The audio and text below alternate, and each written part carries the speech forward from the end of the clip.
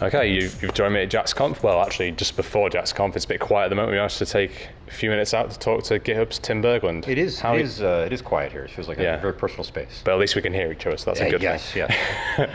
So you're obviously at GitHub now. Yes, I am. And you've just done a Git workshop this afternoon. Yes, it was great. And GitHub's 5 years old now, I believe. Just turned 5 last month. There we go. And why has it been so successful in that time? It's a radical success. Why do you believe that? Good question. Okay, so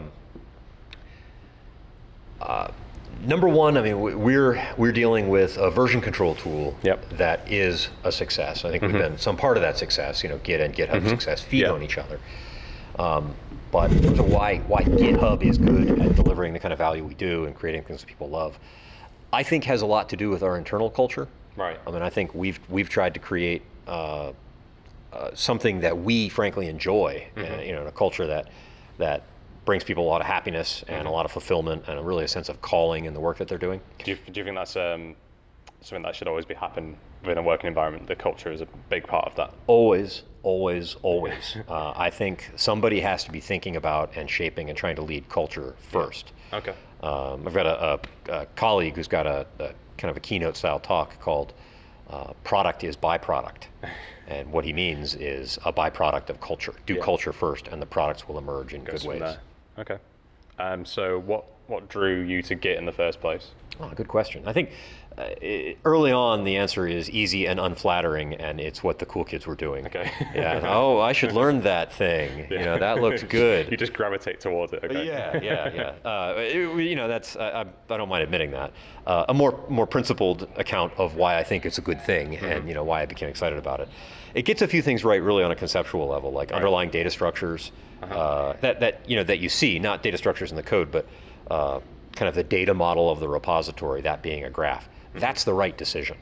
And that allows for just incredibly robust functionality and growth in the code. Yeah. Whereas, you know, the underlying data remains the same. So there's some decisions like that that are really gratifying, kind of with the computer science hat on, that just make the thing work well. Okay. What in particular do you love about Git and GitHub? Okay. What features do you love about that? Features do I love? Yeah.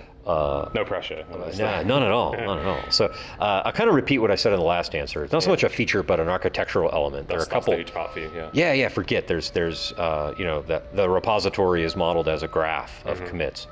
Genius. Kind of the layered architecture of the thing. This is the thing I always like to cover in my workshops. Yeah. You look at how Git is built, and you like become a better programmer when you learn those things. Things that I love about GitHub. GitHub, really like Git. Here's a third thing I love about Git. It doesn't have an implicit workflow. It's kind of like this API that you use to construct ways to collaborate. Absolutely. And viewed from a certain angle, GitHub is kind of like that too. It's like we have a workflow that we use, and we build this tool to try to support that, and we'd like people to learn and use that too because we think it's awesome. But to a large degree, it tries to keep out of the workflow business, or tries to keep the workflows really light, and to provide a tool for people to communicate. Right. So when there's a tension between, do we build in workflow, or do we make a thing that makes it easy for humans to talk to each other in an asynchronous way? It seems like the history has been, we resolve that in favor of, let's make it a communication tool, and let's let the workflow emerge around that in a way that makes people happy. Okay. Obviously, in those 5 years, Git and GitHub has a massive community backing behind it, but the enterprise obviously is a lot slower to kind of catch on sometimes.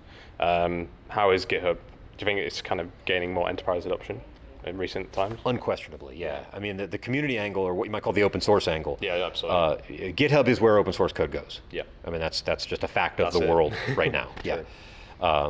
There are plenty of enterprises where we've still got work to do. You know, that we're not adopted yet. Yep. Now, the uptake has been amazing. You know, when I see sort of the metrics behind all that, it's really encouraging to me. There's a lot of enterprise developers now who get to use a tool they love.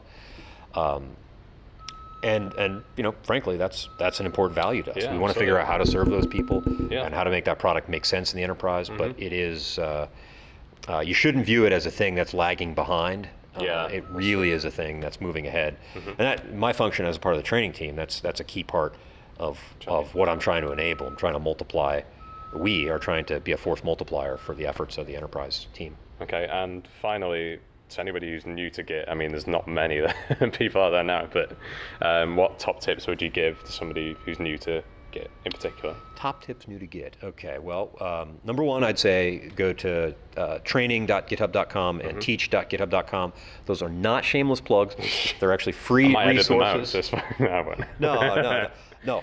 They're free resources there that you can take advantage of. And we've got like slide decks and stuff like that. We're trying to give away as much as we possibly can. We don't want to charge for it. Yeah, that's the best place to go, absolutely. So that's good.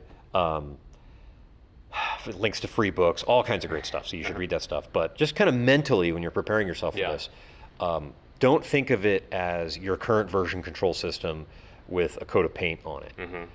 It's probably very different. Unless you're coming from another distributed version control tool, you should be ready for completely different, right? Yeah, for lots of concepts that are re-examined. Yeah. So just get ready to kind of cut the cord and look forward to the things that you're learning and be ready to learn those new things. Okay. Tim, it's been great talking to you. Hope you enjoy the rest of JAXConf. Absolutely. Thanks.